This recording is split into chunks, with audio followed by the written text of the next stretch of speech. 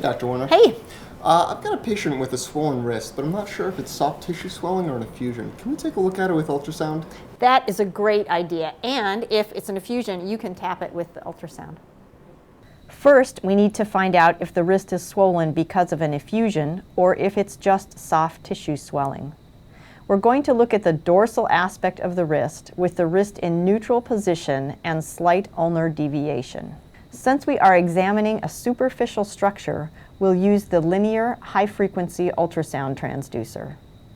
If you have a high-frequency hockey stick transducer, you may want to use this for pediatric or smaller joints. You'll want to use a preset that optimizes superficial structures on your ultrasound. A musculoskeletal, superficial, or small parts setting will do. We have a wrist preset on our machine that we're going to use.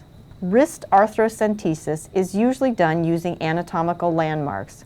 We'll show you the landmarks and then we'll demonstrate how ultrasound can help us see those landmarks, especially in larger patients. Aspiration is performed between the radius and the lunate bone. To find the joint space, follow the extensor pollicis longus tendon back to the wrist. Just medial to the ulnar, you can palpate Lister's tubercle on the distal radius. And just distal to that is the joint space. Flexion of the wrists helps to identify the space by making the lunate more prominent. Easy enough in a thin patient, but what if there's a lot of adipose tissue, or the wrist is so swollen and tender that you can't find those landmarks? Ah, yes, that's why we're going to use ultrasound. Eli is applying a thick gel cushion to the dorsal aspect of the wrist. We're going to look at the wrist in the sagittal plane. In this view, the transducer is placed with the indicator towards the patient's elbow. On the screen, the indicator marker corresponds to the transducer indicator. So the patient's elbow is to the left side of the screen and the fingers are to the right. The optimal place to look for and tap an effusion is just to the ulnar aspect of the extensor pollicis longus tendon. The ultrasound of this view shows the distal radius and the lunate bone. When an effusion is present, an anechoic or hypoechoic area will be seen pushing out of the joint space. Arthrocentesis is a sterile procedure, so we have prepped and draped the wrist. Our syringe and needle are on the sterile field.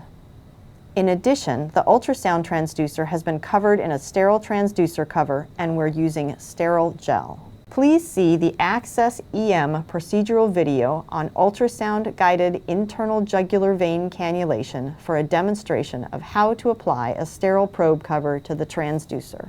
Our ultrasound machine is placed just to the patient's left so that Eli can see the screen with minimal head movement.